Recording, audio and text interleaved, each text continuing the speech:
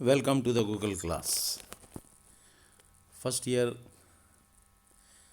आज हम पढ़ेंगे high heat of fusion of ice, यानी आइस को पिघलाने के लिए जो हीट चाहिए, हीट वैल्यू है वो हमें ज़्यादा हीट चाहिए, तो इसे कहेंगे high heat of fusion of ice. Fusion कहते हैं पिघलने को, बर्फ़ के पिघलने को।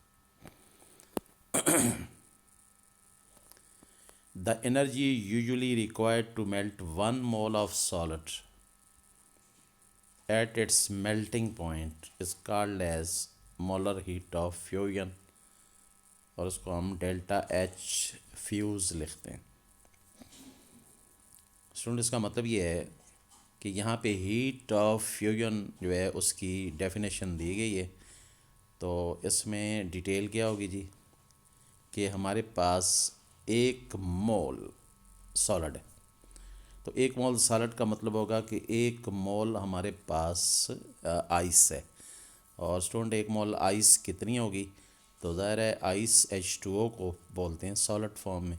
तो H2O का वज़न निकाल, H2 ये 1 मल्टीप्लाइड बाई 2 होगा। H2 तो हो गया, आगे O है +16, तो 1 इंटू 2 +16 यानी 18। तो मालिक्यूलर वेट H2O का 18 ने बनता है, इसके साथ ग्राम लगा दें तो मालिक्यूलर वेट एक्सप्रेस्ड इन ग्राम हो जाएगा, जिसको हम 1 मोल बोलेंगे। यानी 1 मोल ऑफ सॉलिड का मतलब ये है कि अगर वो बर्फ़ है तो 1 मोल बर्फ़ का मतलब 18 ग्राम बर्फ़, 18 ग्राम आइस या बर्फ़ हम लेंगे। इसको हमने इसके मेल्टिंग पॉइंट पे रख के, और आपको पता है मेल्टिंग पॉइंट तो ज़ीरो है, उस पे रख के इसको हमने 1 मोल को मेल्ट करना है, पिघलाना है। तो इसके लिए जितनी एनर्जी हमें चाहिए होगी उस एनर्जी को या उस हीट को हम कहेंगे heat of fusion of ice.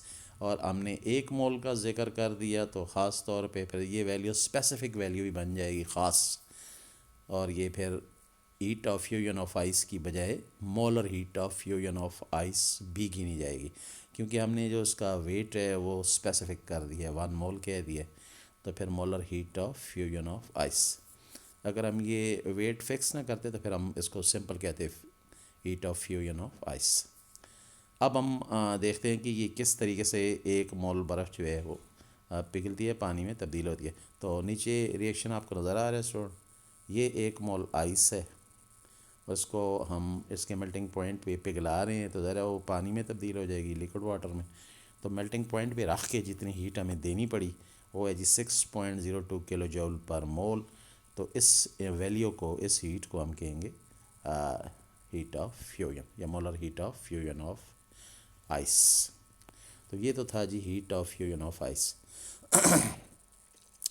अब हम आगे बात करेंगे कि हीट ऑफ फ्यूजन तो हो गया और मोलर हीट ऑफ फ्यूजन भी हो गया सारा कुछ। अब हम कहेंगे कि इसकी वैल्यू हाई है, इस पर हम कमेंट्स देंगे कि हाई वैल्यू, ये 6.02 किलो जूल पर मोल काफ़ी सारे सब्सटेंस हैं उनके मुकाबले में ये ज़्यादा है। अब इस पर बात करेंगे कि ऐसा क्यों है। Ice has high heat of fusion, ice की हीट ऑफ फ्यूजन वैल्यू ज़्यादा है, और इसका मतलब क्या है कि इसके अंदर फेयरली क्लोजली पैक्ड पार्टिकल्स होते हैं, और इसके अंदर जो पार्टिकल्स हैं लाइक पार्टिकल कौन होंगे जी, H2O होंगे, वाटर के मॉलिक्यूल, वो पैक होंगे। और आगे क्या होगा, so that high energy is needed to bring about rearrangement from solid to liquid. तो क्लोजली पैक्ड को फिर हमने तोड़ना है, तो हाई एनर्जी रिक्वायर्ड होगी इनकी अरेंजमेंट को तब्दील करने में। और अरेंजमेंट को किस में तब्दील करेंगे जी, हम सॉलिड से लिक्विड में। तो फिर जब ज़्यादा हाई एनर्जी ज़्यादा एनर्जी चाहिए होगी या हीट चाहिए होगी तो फिर हम कहेंगे जी हीट ऑफ फ्यूजन जो है वो क्या है, आइस की हाई है। यानी इसे पिघलाने के लिए ज़्यादा हीट हमें चाहिए, किसके मुकाबले में, काफ़ी सारे और सब्सटेंसेस के मुकाबले में। तो ये था जी high heat of fusion of ice के हवाले से। अब student high heat of solid जो है ऑफ आइस जो है इसको आगे हम कंपेयर करेंगे एक टेबल में, और वो टेबल स्क्रीन पे आपको नज़र आ रहा है। इस टेबल में हम इसे कंपेयर करेंगे और ये वाटर जो है आपको यहाँ पे वाटर जो है आपको नज़र आ रहा है। इसे बाकी से कंपेयर करेंगे, लेकिन इससे पहले एक चीज़ ज़रा और हम देख लें, डिस्कस कर लें। और वो चीज़ क्या है जी, स्क्रीन पे आपको स्टूडेंट नज़र आ रहा होगा और इसमें दो बीकर आपको नज़र आ रहे होंगे। लेफ़्ट साइड पे जो बीकर है इसके अंदर पानी मौजूद है और पानी के ऊपर आइस क्यूब है, बर्फ़ के पीस हैं, टुकड़े। और आपने देखा ये बर्फ़ के टुकड़े पानी के ऊपर तैर रहे हैं, तैरते हुए नज़र आ रहे हैं। उसका मतलब ये है कि जो बर्फ़ के टुकड़े हैं, सॉलिड आइस, वो हल्की है, लाइटर है, इसकी डेंसिटी कम है, और नीचे वाला पानी जो है वो भारी है। तो इसीलिए ये हल्की होने की वजह से इस भारी पानी के ऊपर तैर रही है। अब हम कंपेयर करेंगे जी, ये हमने अभी बात की है H2O की दो फार्म की, एक सॉलिड है आइस क्यूब बर्फ़ के टुकड़े, और दूसरा लिक्विड फार्म है जो नीचे है। ये है तो दोनों H2O ही हैं। अब हम राइट साइड में जो बीकर है इसमें कंपेयर करेंगे। तो यहाँ पे स्टूडेंट आप देखें तो यहाँ पे दूसरा कंपाउंड है जिसका नाम बेंजीन है। बेंजीन लिक्विड फॉर्म में होता है और इसको भी हम फ्रीज़ करेंगे तो ये भी सॉलिड फॉर्म में चला जाएगा। तो फिर इसकी सॉलिड फॉर्म के टुकड़े जो हैं, बेंजीन के सॉलिड फॉर्म के टुकड़े, आप बेंजीन की बर्फ़ कह लें, बेंजीन की आइस कह लें, कि वो सॉलिड टुकड़े हैं, बेंजीन के टुकड़े हैं, उनको हम बीकर में डालेंगे लिक्विड बेंजीन में। तो आप देखें लिक्विड बेंजीन आपको नज़र आ रहा है, ये ऊपर रह जाएगा और जो सॉलिड अंदर डालेंगे बेंजीन के टुकड़े वो नीचे बैठ जाएंगे, आपको नज़र आ रहा होगा। तो इसका मतलब ये है कि बेंजीन जो है उसका जो सॉलिड हिस्सा है, जो टुकड़े हैं उसकी बर्फ़ के टुकड़े, वो तो बारी हैं लिक्विड से क्योंकि वो तो नीचे बैठ गए हैं। लेकिन अगर आप लेफ़्ट साइड पे देखें तो यहाँ पे बर्फ़ के टुकड़े पानी के जो हैं आइस, वो हल्के हैं अपने ही लिक्विड वाटर से, क्योंकि हल्के होने की वजह से ऊपर तैर रहे हैं और लिक्विड जो है वो नीचे बैठ रहा है। तो बिल्कुल उल्टा, एक दूसरे के उल्टा बिहेवियर है। तो लेफ़्ट साइड पे आपको पानी का बिहेवियर नज़र आ रहा है, इसमें इसका सॉलिड ऊपर तैर रहा है, और राइट पे आपको बेंजीन लिक्विड का बिहेवियर नज़र आ रहा है जिसका सॉलिड उसके ऊपर नहीं तैर रहा, नीचे बैठा हुआ है। तो इसका मतलब ये है कि हर चीज़ का सॉलिड जो है वो लिक्विड से भारी होता है और उसमें सिंक डाउन करता है, नीचे बैठ जाता है। जबकि पानी को आप देखें तो पानी का जो सॉलिड है वो उसी के लिक्विड के मुकाबले में हल्का होता है और इसके ऊपर तैरता रहता है। इसी को कहते हैं जी अनयूजुअल बिहेवियर ऑफ वाटर। अब ये क्यों तैरता है, इसकी तरफ हम आएंगे। तो स्टूडेंट्स, आपने पहले भी पढ़ा हुआ है कि पानी का टेम्परेचर लो करते जाएं तो पानी की कम्पैक्ट मालिक्यूल अरेंजमेंट जो है, जो एक दूसरे के बिनताई करीब होते हैं, तो वो और करीब होते जाते हैं। लेकिन 4 डिग्री सेंटीग्रेड पे जब पहुंचता है ठंडा होकर पानी, तो उसके मालिक्यूल जो आपस में क्लोज पैकिंग में होते हैं वो अपनी अरेंजमेंट तोड़ देते हैं और रिंग बनाने शुरू कर देते हैं। तो स्टूडेंट, ये रिंग आपको स्क्रीन पे नज़र आ रहा है, ये एक रिंग है, ये दूसरा रिंग नज़र आ रहा है, तीसरा रिंग है, चौथा रिंग। अब वो रिंग बनाएंगे तो ज़ाहिर है वो जगह ज़्यादा घेरेंगे, क्योंकि रिंग के अंदर वाली जगह, ये मैंने क्रॉस लगाया है, रिंग के अंदर वाली जगह खाली रह जाएगी, तो जगह फिर ज़्यादा घेरेंगे। जब ज़्यादा जगह घेरेंगे तो वॉल्यूम ज़्यादा हो जाएगा और अंदर वाली जगह फालतू रह जाएगी, तो फिर डेंसिटी कम हो जाएगी, क्योंकि वॉल्यूम और डेंसिटी इन्वर्सली प्रोपोर्शनल है। अगर इन्होंने रिंग बनाए तो दरमियान वाली जगह रिंग में खाली रह जाएगी, यार रिंग की खाली रह जाएगी, तो वॉल्यूम तो बढ़ जाएगा लेकिन डेंसिटी कम हो जाएगी। और लिक्विड वाटर आइस में भी 4 डिग्री सेंटीग्रेड पे तब्दील हो जाएगा, नीचे इसके तब्दील हो जाएगा, और ज़ाहिर है वॉल्यूम भी उसका बढ़ चुका होगा, डेंसिटी कम हो चुकी होगी, इसलिए वो बर्फ़ में भी तब्दील हो गया पानी और हल्का भी हो गया। तो इस वजह से फिर बर्फ़ जो है वो हल्का होने की वजह से पानी के ऊपर तैरती रहती है। तो आपसे पूछा जाए कि बर्फ़ जो है ये लिक्विड वाटर से क्यों हल्की होती है, तो जवाब है जी, इसके अंदर रिंग स्ट्रक्चर्स होती है और वो अंदर से खोखली होती है, खाली खाली जगह होती हैं, तो वॉल्यूम बढ़ जाता है, डेंसिटी कम हो जाती है, तो बर्फ़ हल्की हो जाती है पानी के ऊपर, तब तैरती है। तो ये इसका जवाब है। तो ये हमने डिटेल से ज़रा पढ़ा कि जो पानी है उसके वॉल्यूम कैसे बढ़ता है और उसकी डेंसिटी जो है वो कैसे कम होती है। तो स्टूडेंट्स, अब हम तो इधर आएंगे, हम तो कुछ और चीज़ डिस्कस कर रहे थे, और आपको पता है वो क्या था, वो था जी हीट ऑफ फ्यूजन। और हाई हीट ऑफ फ्यूजन हम कह रहे थे कि पानी की जो हीट ऑफ फ्यूजन है वो हाई है। तो अब इसको ज़रा हम कंपेयर करेंगे। टेबल पे ज़रा देखें, आपको आर्गन, आर्गन ये गैस है और उसको भी हम लिक्विड में और सॉलिड में कन्वर्ट कर सकते हैं। और इसका मेल्टिंग पॉइंट भी दिया हुआ है -190 और इसकी हीट ऑफ फ्यूजन 1.3 दी हुई है। अब हम कंपेयर करते जाएंगे इसको बाकी सब्सटेंस के साथ। तो नेक्स्ट है जी बेंजीन। बेंजीन लिक्विड है और इसको भी सॉलिडिफाई कर सकते हैं। सॉलिड बनेगा तो मेल्टिंग पॉइंट 5.5 होगा डिग्री सेंटीग्रेड और इसका जो वैल्यू है हीट ऑफ फ्यूजन यानी इसके एक मोल को पिघलाने के लिए जो हीट एनर्जी चाहिए तो वो 10.9, ये भी नज़र आ गया। Next di ethyl ether. ये डाई इथाइल ईथर जो है जी ये एक लिक्विड है और इसका जो इसको भी सॉलिड बना देंगे ठंडा करके और लो टेम्परेचर पे, तो इसका फिर गर्म भी करेंगे और ये माइनस में रहते हुए पिघल भी जाएगा। माइनस में जाके सॉलिड बनेगा और माइनस में से वापस आते हुए ये पिघल भी जाएगा और इसके लिए जो हीट चाहिए वो 6.90 है। फिर नेक्स्ट इथानॉल है या इथाइल अल्कोहल है, वाइन जिसे कहते हैं। अब इसका ये भी लिक्विड है, इसे भी सॉलिड बनाएंगे तो इसका जो मेल्टिंग पॉइंट है -117.3 डिग्री सेंटीग्रेड है और इसकी जो हीट ऑफ फ्यूजन है वो 7.61 है। आगे मरकरी। मरकरी पारे को बोलते हैं जो थर्मोमीटर के अंदर होता है, HG हाइड्रोजर्म या मरकरी इंग्लिश में बोलते हैं। तो ये लिक्विड है, इसको भी फ्रीज़ करेंगे तो इसका भी मेल्टिंग पॉइंट होगा, सॉलिड बन जाएगा तो ये मेल्ट करेगा -39 पे और 23.4 डिग्री इसका जो है वो हीट ऑफ फ्यूजन होगा। देखें कितना ज़्यादा है क्योंकि मरकरी मेटल है और बहुत भारी भी होता है, तो हीट ऑफ फ्यूजन की वैल्यू देखें बहुत ज़्यादा है 23। नीचे आ जाए मीथेन CH4, ये गैस है, इसको भी लिक्विड और सॉलिड बना सकते हैं और जब मेल्ट करेगा सॉलिड बन के तो -183 पे और इसकी जो हीट वैल्यू है हीट ऑफ फ्यूजन 0.84 है। अब हमारे वो चीज़ आ गई जिसको हम पढ़ रहे हैं और वो है जी वाटर, पानी। तो पानी जो है आपको पता है इसका मेल्टिंग पॉइंट तो ज़ीरो है, ज़ीरो पे ये लिक्विड में भी कन्वर्ट होता है, लिक्विड पे और ज़ीरो ही पे, ज़ीरो से ऊपर लिक्विड में कन्वर्ट होता है, ज़ीरो से नीचे ये आइस में कन्वर्ट होता है। तो जी जो है ज़ीरो जो है इसका पॉइंट आ गया जी, जिसमें फेस चेंज करता है। तो अगर मेल्ट हो रहा है फिर ये मेल्टिंग पॉइंट। इसके लिए जो हीट ऑफ फ्यूजन वैल्यू है वो 6.02 है।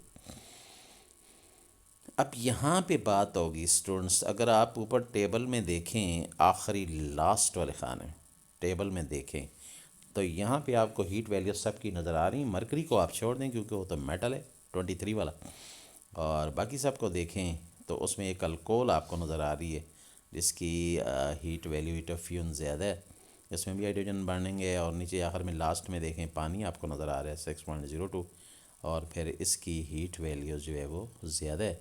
तो इसकी हाई हीट वैल्यू जो है वो ज़्यादा वैल्यू जो है वो हाइड्रोजन बॉन्डिंग की वजह से, ऊपर अल्कोहल है, अल्कोहल में भी हाइड्रोजन बॉन्डिंग होती है। तो हमने यहाँ पे कहा कि जो हमारे पास जो हीट वैल्यूज़ होगी हीट ऑफ फ्यूजन वो आइस की जो है वो हाई होगी। तो टेबल पे देख लें आपने साबित हो गया कि अल्कोहल को छोड़ के, क्योंकि अल्कोहल में भी हाइड्रोजन बनेंगे, इधर पानी में भी हाइड्रोजन बनेंगे, प्योर है, और इसके अंदर जो है हीट वैल्यू नज़र आ गई आपकी। मरकरी जो है उसको बात नहीं करेंगे, ज़ाहिर है वो मेटालिक फॉर्म में लिक्विड फॉर्म में है तो मेटल, तो उसकी भी वैल्यू ज़्यादा है। तो हम पानी के ऊपर बात करेंगे। तो पानी की जो हीट ऑफ फ्यूजन वैल्यू है 6.02 है जो कि काफ़ी कंपाउंड या सब्सटेंस के मुकाबले में हाई है। तो स्टूडेंट्स यहाँ तक जो हमने पढ़ा ये तो पिछले लेक्चर के साथ इसका ताल्लुक था। इसमें दो चीज़ें हमने पढ़ी थी, लो डेंसिटी पढ़ा था पिछले लेक्चर में और आज पढ़ा है high heat of fusion of ice. आज हम जाएंगे, इसके बाद हम जाएंगे नेक्स्ट लेक्चर की तरफ या नेक्स्ट टॉपिक की तरफ, जो आज का टॉपिक है और ये आएगा जी जो हमारे पास सॉलिड होते हैं, इन सॉलिड की जो टाइप्स हैं यानी क्रिस्टलाइन सॉलिड, एक तो अमॉर्फस सॉलिड होता है, क्रिस्टलाइन सॉलिड होता है। तो क्रिस्टलाइन सॉलिड जो है उनकी टाइप्स की तरफ हम जाएंगे कि क्रिस्टलाइन सॉलिड जो है उसकी कितनी टाइप्स। तो ये आज का lecture. Types of crystalline solid. Crystalline solids are classified into categories according to types of particles of the crystal and bonding of interaction among them. Students जो क्रिस्टलाइन सॉलिड है उसकी जो किस्में हैं, कहते हैं ये दो चीज़ों पे इसकी किस्में जो हैं वो डिपेंड करती हैं। एक इसके अंदर जो पार्टिकल्स हैं जो इसको क्रिस्टल को बना रहे हैं, पार्टिकल जिनको यूनिट सेल भी बोलते हैं, इनकी टाइप कौन सी है, ये किस किस्म के हैं, ये जो क्रिस्टल देने वाले हैं ये किस किस्म है। दूसरा, इन यूनिट सेल के अंदर जो बॉन्डिंग हो रही है वो कैसी है। तो इसका मतलब ये है कि हम यहाँ पे कितनी चीज़ पे डिपेंड करेंगे, दो चीज़ों पे, एक टाइप ऑफ पार्टिकल पे जो क्रिस्टल बना रहे हैं यानी यूनिट सेल कैसे, और दूसरा बॉन्डिंग, उनके अंदर बॉन्डिंग कैसी है। तो इन दो चीज़ों पे चल के क्रिस्टल को हम डिवाइड करेंगे, और जब हम क्रिस्टल को डिवाइड करेंगे स्टूडेंट्स तो क्रिस्टल की जो कैटेगरीज बनेंगी वो चार होंगी, फोर कैटेगरीज। और ये फोर कैटेगरीज कौन सी होंगी, पहली होगी ये आयनिक सॉलिड या आयनिक क्रिस्टल, दूसरी होगी कोवैलेंट सॉलिड या कोवैलेंट क्रिस्टल, और तीसरी होगी जी मेटालिक सॉलिड, और चौथी होगी मॉलिक्यूलर सॉलिड। तो कितनी किस्में आ गई हैं जी, आपको स्क्रीन पे नज़र आ रही हैं। चार किस्में, पहला आयनिक सॉलिड, दूसरा कोवैलेंट सॉलिड, तीसरा मेटालिक सॉलिड और चौथा मॉलिक्यूलर सॉलिड। स्टूडेंट अब बारी बारी जो है वो हम इनको पढ़ेंगे। तो पहले ज़ाहिर है नंबर आएगा जी हमारे पास आयनिक सॉलिड। अब आयनिक सॉलिड जो है वो क्या है, in ionic crystal the lattice is made up of positive and negative ions. यानी इसमें जो सॉलिड होगा, ठोस डली जो उसकी सॉलिड की होगी तो वो पॉजिटिव और नेगेटिव आयन के मिलने से बनी होगी। These are held together by ionic bond. ये पॉजिटिव नेगेटिव आयन जो है इनके दरमियान आयनिक बॉन्ड होगा।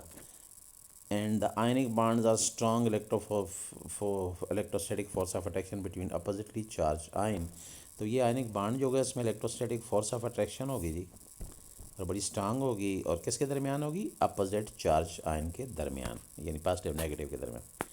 एज ए रिज़ल्ट नतीजा क्या निकलेगा, the cation and anion attract one another in such a manner so that attractive force maximize. तो नतीजा क्या निकलेगा जी, पॉजिटिव और नेगेटिव हैं जो आयन है, केटायन और एनायन है, वो एक दूसरे को अट्रैक्ट करेंगे और उनके दरमियान एक स्ट्रॉन्ग अट्रैक्टिव फोर्स जो है वो पैदा होगी। और स्ट्रॉन्ग अट्रैक्टिव फोर्स जो पैदा होगी उससे नतीजा क्या निकलेगा, उससे नतीजा ये निकलेगा कि उनके दरमियान एक स्ट्रक्चर जो है वो बनेगी, और वो स्ट्रक्चर जो उनके दरमियान बनेगी वो सख्त किस्म की होगी, और वो डिपेंड करता है कि इनके ऊपर जो चार्जेस आ रहे हैं पॉजिटिव नेगेटिव जो हैं वो कैसे हैं। पॉजिटिव नेगेटिव केटायन और एनायन जो हैं वो चार्जेस किस तरह के हैं, एक तो इस चीज़ पे डिपेंड करेगा, और दूसरा उनके रेडाई पे डिपेंड करेगा कि उनके जो रेडियस हैं वो कैसे हैं। अब एग्ज़ाम्पल की तरफ आते हैं कि आयनिक सॉलिड की एग्ज़ाम्पल क्या हैं। तो आयनिक सॉलिड की एग्ज़ाम्पल नज़र आ रही हैं जी, NaCl sodium chloride, MgO magnesium oxide, NaBr sodium bromide etcetera. तो ये हमने आयनिक सॉलिड की किस्में पढ़ी, ये तीन, एक NaCl sodium chloride, MgO magnesium oxide, NaBr sodium bromide. तो ये तीन मिसालें हैं आयनिक सॉलिड की। अब हम डिटेल में जाएंगे, किसकी डिटेल में जाएंगे, आपको पता ही है हम तो ज़्यादा सोडियम क्लोराइड को पढ़ते हैं। तो सोडियम क्लोराइड की डिटेल में जाएंगे कि सोडियम क्लोराइड जो है इसकी जो क्रिस्टल लैटस है, इसमें जो आयंस हैं अपोजिटली चार्ज पॉजिटिव नेगेटिव एक दूसरे को कैसे सराउंड करते हैं और किस तरीके से जो है वो स्ट्रक्चर बनाते हैं पॉजिटिव और नेगेटिव आयन सोडियम क्लोराइड के अंदर। तो इनकी स्ट्रक्चर जो है उनको हम डिटेल में पढ़ेंगे कि इनकी स्ट्रक्चर कैसी है। तो स्टूडेंट्स स्क्रीन पे आपको ये स्ट्रक्चर जो है वो नज़र आ रही होगी, और इस स्ट्रक्चर में अगर आप देखें ये सोडियम क्लोराइड का क्रिस्टल लैटस की स्ट्रक्चर है, यानी नमक की डली या चीनी का दाना जिस तरह होता है नमक की डली, उसके अंदर की स्ट्रक्चर देख लें। स्टूडेंट इसमें आपको जो नज़र आ रहा है तो उसमें क्लोराइड आयन आप देख लें, ये क्लोराइड आयन है, राइट साइड पे देखें, ग्रीन कलर में क्लोराइड आयन है और पिंक कलर में सोडियम आयन है, यूनिट सेल भी हम इनको बोलते हैं। तो क्लोराइड जो ग्रीन है इस ग्रीन क्लोराइड को अगर आप गौर से देखें तो ये आपको यहाँ पे सेंटर में नज़र आ रहा होगा ग्रीन, अब ये सेंटर में है और इसके बाहर आप देखेंगे स्टूडेंट तो 6 सोडियम आयन जो पिंक हैं इसको घेरे में लेंगे। तो मैं ज़रा बैक पे देखें, एक ये हो गया नंबर 1, और ये फ्रंट पे ज़रा देखें ये नंबर 2 हो गया, और लेफ़्ट पे देखें ये नंबर 3 हो गया, राइट पे जाके देखें ये नंबर 4 हो गया, ऊपर टॉप पे देखें इसके ग्रीन के ऊपर ये नंबर 5 हो गया। और स्टूडेंट्स अगर आप इसको नीचे जाके देखेंगे तो आपको नंबर 6 नीचे नज़र आएगा। तो ये इसके नीचे वाला नंबर 6 पिंक ये मैं फिर ड्रा करता हूँ, नीचे वाला नंबर 6 पिंक ये नज़र आपको नीचे आ गया। इसका मतलब ये है कि सेंटर में जो ग्रीन नज़र आ रहा है इसके बैक पे, इसके फ्रंट पे, इसके लेफ़्ट पे, इसके राइट पे, इस पे के नीचे और इसके ऊपर आप चले जाएं तो आपको ऊपर जो है वो छठा जो है ये ऊपर टॉप पे देखें छठा, ये 6 सराउंड करते हुए नज़र आ रहे हैं। तो एक ग्रीन को 6 रेड सराउंड कर रहे हैं। और स्टूडेंट अगर आप रेड को सेंटर में रख लें तो एक रेड को फिर 6 ग्रीन सराउंड करेंगे। ये जो स्ट्रक्चर आपस में जोड़ के बड़ी होती जाती है। तो रेशो बनेगी 6:6, यानी क्लोराइड जो ग्रीन है बड़े बड़े बॉल इनको 6 पिंक सराउंड करेंगे तो 6 हो गया, कोऑर्डिनेशन नंबर 6 आ गया। और फिर पिंक अगर ग्रीन सेंटर में होता है तो 6 ग्रीन उसको फिर सराउंड करते हैं, और अगर ग्रीन सेंटर में होता है तो 6 पिंक उसको सराउंड करते हैं। तो 6:6 रेशो, जिसको आप सिंप्लीफाई करें तो 1:1 भी कहते हैं। तो ये सोडियम क्लोराइड की क्रिस्टल की स्ट्रक्चर आपने देखी, जिसमें एक यूनिट सेल को 6 यूनिट सेल जो हैं वो दूसरे सराउंड कर रहे थे। तो Na पॉजिटिव सेंटर में है तो Cl नेगेटिव 6 उसको सराउंड करेंगे, और Cl नेगेटिव सेंटर में है तो 6 Na पॉजिटिव उसको सराउंड करेंगे। तो ये तो था जी सोडियम क्लोराइड की क्रिस्टल की स्ट्रक्चर अंदर की। और फिर आगे ज्योमेट्री बड़ी ज़बरदस्त बनती है, इसको FCC फेस सेंटर्ड क्यूबिक भी बोलते हैं, और अरेंजमेंट ऑक्टाहेड्रल होती है, फिर हम कहते हैं अंदर क्यूब्स बन रही होती हैं। तो ये बड़ी डिटेलें हैं जी इसकी आगे चल के। तो आगे हम इस वक्त डिटेल में नहीं जाते, बल्कि नेक्स्ट आगे हम इसकी प्रॉपर्टीज़ की तरफ जाते हैं कि इसकी प्रॉपर्टीज़ कौन कौन सी हैं। कुछ प्रॉपर्टीज़ जो हैं यहाँ पे स्क्रीन पे आपको स्टूडेंट्स जो हैं वो नज़र आ रही हैं, और ये प्रॉपर्टीज़ जो हैं उसमें हम पहली प्रॉपर्टी जो है उसको हम पढ़ेंगे। और पहली प्रॉपर्टीज़ के अंदर आप देखें क्या है जी, कहते हैं जी cation and anion are closely packed into compact specific geometrical shape and have strong ionic bond. यानी इसमें केटाइन होंगे और एनाइन होंगे और ख़ास अरेंजमेंट से होंगे और ज्योमेट्रिकल शक्ल बनाएंगे, और वो जो शक्ल होगी आयनिक बॉन्ड की वजह से होगी। तो ये पहली प्रॉपर्टी है। अब दूसरी प्रॉपर्टी में जाते हैं, सोडियम क्लोराइड की दूसरी property number 2। They are solid usually very hard at room temperature. Solid होते हैं ये सॉलिड फॉर्म में और सख्त होते हैं, हार्ड होते हैं। They never exist in the liquid और गैसेस फॉर्म। लिक्विड और गैस फॉर्म में नहीं पाए जाते at ordinary temperature and pressure.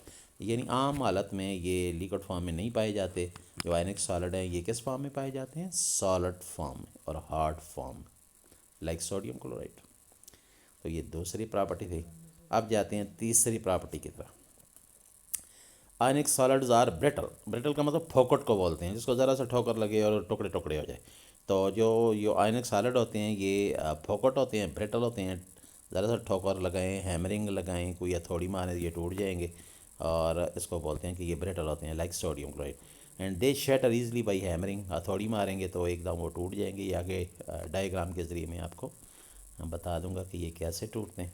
और चौथा आ जाता है जी, चौथी property, they have high melting point and heat of fusion. इनका मेल्टिंग पॉइंट ज़्यादा होगा और हीट ऑफ फ्यूजन भी ज़्यादा होगी।